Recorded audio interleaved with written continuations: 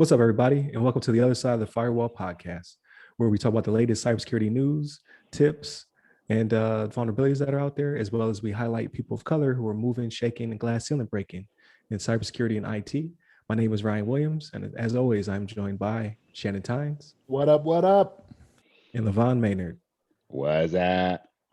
What is the deal? So, got a good episode for you. With that being said, I hand it over to LeVon. Yes, sir. So now we have here an article from The Hill, and this is from Maggie Miller. Good old Maggie Miller. She has an article saying the key House leader is pressing for inclusion of cybersecurity in the infrastructure bill. So you may or may not have heard the latest White House administration. President Joe Biden, his administration has decided to do a new like infrastructure package that's worth $2.25 trillion. And with that $2.25 trillion, I believe if my memory serves me correct, I think it includes a lot of like obviously infrastructure for roads, bridges, trains, electric grid. It has things for even broadband, for getting broadband to like rural areas. A lot of people don't realize that. I think man, I can't remember the statistic, but there's a lot of people that don't have broadband, a lot more than you expect that don't have access to broadband, which I think is actually a pretty important thing in this day of like a digital age. I want to say it was like 30%. It was Yeah. It's 30%. probably just the middle of the country, right? Yeah. Like the whole middle. Yeah, pretty much like the middle of the country. Any place that doesn't have like a city, a big city is like you don't have any broadband out there. But essentially, what was it? Representative Yvette Clark, the chair of the Key Cyber House panel. She wants to introduce cybersecurity measures in this infrastructure bill as well to include everything else. It looks like, according to this article, there was a $500 million grant to fund state and local government to help against malicious hackers that was passed by the House, but it has not gotten a vote yet in the Senate. But essentially, long story short, she wants to use this bill to kind of upgrade our cybersecurity awareness and infrastructure within the country, which I think is very very important, obviously, for many, all the reasons that we've told you guys in prior episodes. Cybersecurity is often the last thing that gets looked at, and making this a part of the infrastructure bill, something that's already a big deal, that's going to cause, can make they say it's potential of have millions of American jobs being produced from this infrastructure bill. Imagine that we can use some of this money towards hiring, educated or educating cybersecurity, workers, get them in the field and get the infrastructure in place so that we can secure our infrastructure. Because every day you hear about the hacks from other countries, from inside our own country. People getting into devices, getting into databases. I think so. There heard some more about Facebook and some other companies getting hacked. And there's only so much you can do, to protect your data. But we want to do everything that we possibly can to make sure that we put everything in place, especially when it comes to like our electric grid and things like that. I mean, imagine if somebody hacked our electric system, electric infrastructure, and all of a sudden we lost power for weeks or months or something like that. And we saw what happened in Texas when they had a big power outage and pipes were freezing in people's houses and things like that.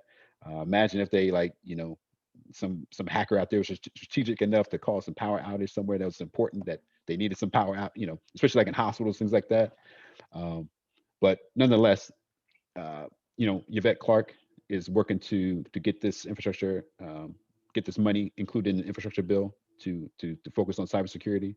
And so hopefully, people like us on this call and people that are listening that can maybe be able to take advantage of this and secure some like cybersecurity related jobs and support the infrastructure. But what you guys think about this? You guys have any thoughts? So I'm pretty excited about it, actually. Like, so for two reasons. One, I didn't know that the Cyber House panel. I'm trying to get her title correct. She is the chair of the Cyber House panel. Is that right? No, that's not right. I gotta put some what it says. respect on her title. She is the Right. chair of the House Homeland Security Committee Cybersecurity Committee. There it is. That's a very long title, but Right. number one, woman of color in charge of that. I'm pretty stoked about it. But thing number two, this is a person who is probably a generation Xer or above. This is not a 20-year-old person who knows something about cybersecurity. Like that gives me hope. Like people are paying attention now. I'm pretty pumped about that. Like things are starting to turn around. People are paying attention. People are starting to, like, we already got $500 million in the last COVID stimulus. Now we're getting another $500 million in grants and subsidies and in this infrastructure plan. But it is $3 trillion, which is not really, that's not real money. So you like, give me a little bit more. Give me a Billy. Am I being greedy? Give me $1 billion. All right. Because we talk about it in PMP. We talk about it in software design lifecycle. So SDLC. We talk about it in the CISP, CBK all the time. Like, you have to bake in security. You can't tack it on. So I'm extremely excited that over, what is it, maybe 4 months, if this passes, within 6 months of the new presidency, we will have spent $1 billion on cybersecurity.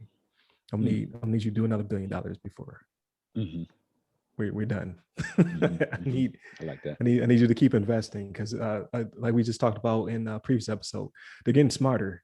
Like, people, like, it seems as though offensive cyber is moving at light speed over defensive cyber.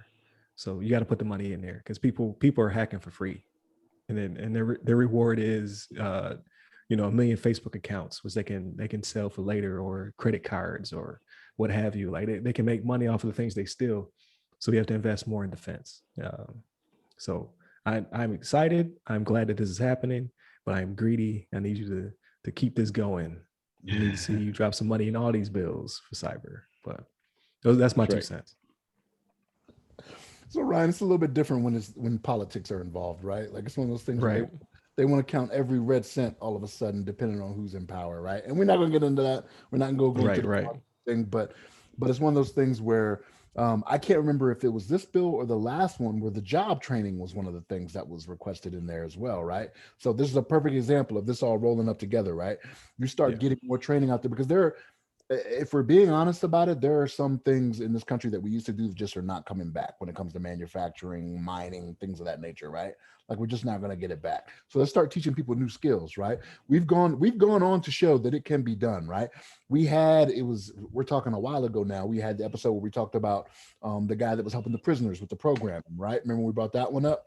Oh yeah. Right? Well, these are people that are going to try to do something productive in society, right? And when you think of prisoners, people are like, oh, they've had their chances, that and the third. No, give them another chance to be productive and see what they can do, right? And it's a successful program. So if they can do it, my point is, if we're going to do job training for other people out there in cybersecurity, right, especially if they're going to be spending $1 billion at a time, right, trying to make it happen, or $500 million at a time, right, 500 million here, 500 million here, right. Doing that, like, let's put the effort into getting people that can handle these things as well, because we've already seen it with the water plants, right, where they were getting hacked, right? Cybersecurity needed to be something that was I don't want to say baked in, because it may have been there when they started, but with that one, at least enforced. Yes, enforced. There you go. Perfect way to say it. Enforcement of the cybersecurity rules, right? Because, I mean, you got an old operating system that was no longer supported. Like, somebody should have been there to say, hey, we can't keep using this. You know what I mean? Somebody should have been pounding on the table with that.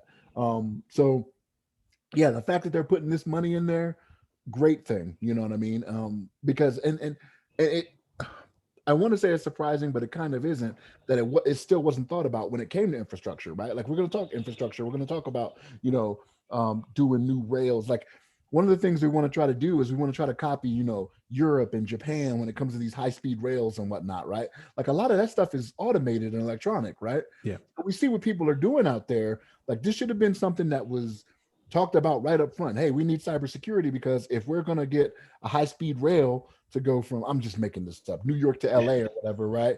Like, if we're going to do that, and it's going to be all automated and it's going to be great. It's going to get you there in 2 hours, whatever. I know that's an exaggeration. I get it.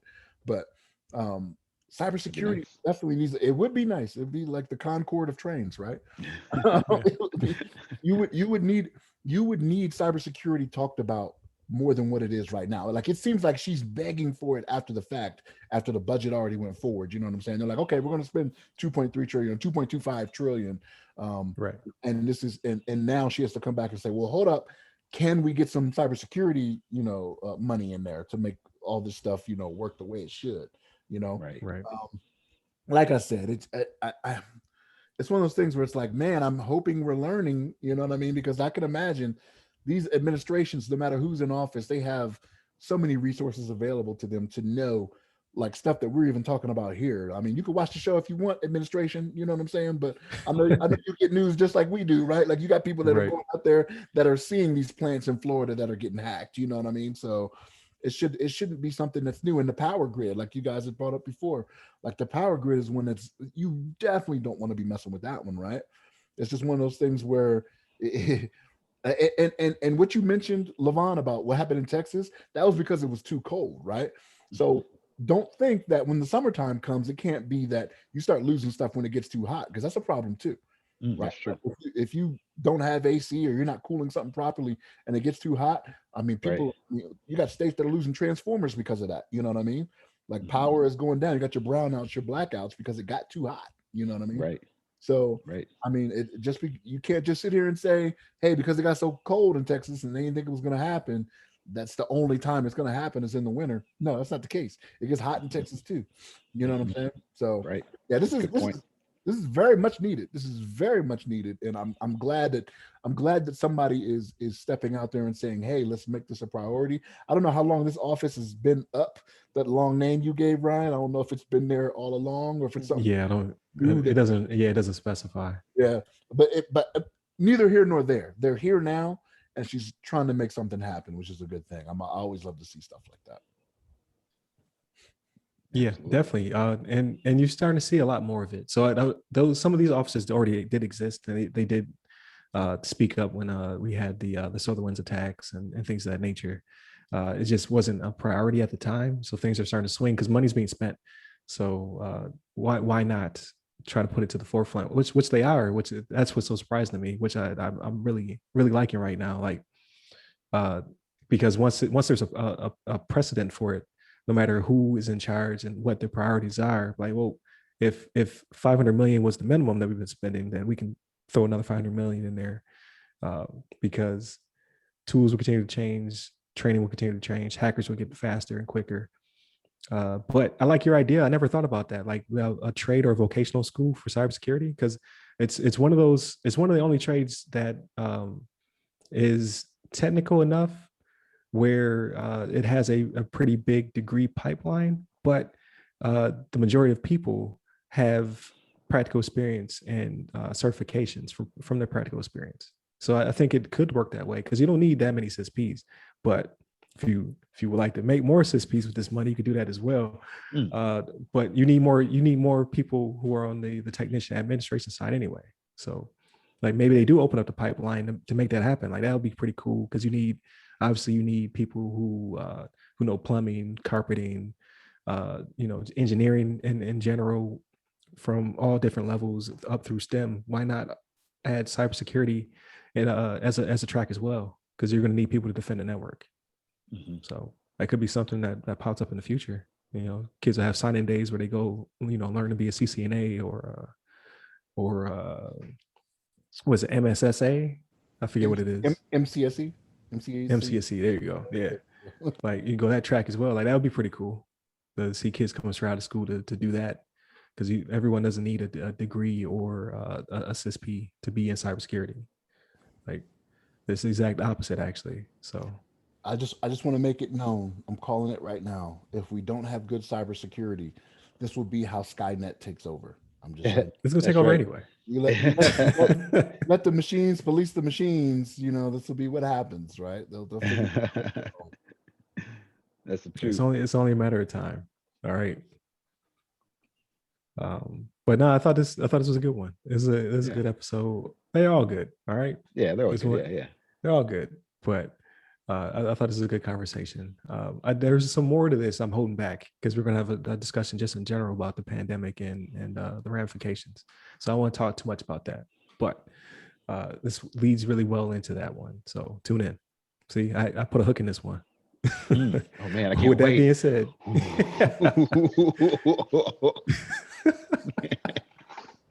got to keep coming back. You keep coming back. Well, Stay tuned. with that being said, please shoot us a message or a note, or just follow our show. You can find everything at the websites www.theothersideofthefirewall.com. That leads you to our Twitter, which is @on_firewall. The Facebook, which is the other side of the firewall. Instagram is the other side of the FW. And as well as we have our own personal accounts. So you can find me on Twitter, LinkedIn, Clubhouse, IG, and TikTok as RY Security Guy. That's RY Security Guy. And LeVon. Hit me up on the Twitters at LeVon Maynard. There it is. So definitely shoot us a message. So with that being said, y'all take care. Take care, everyone.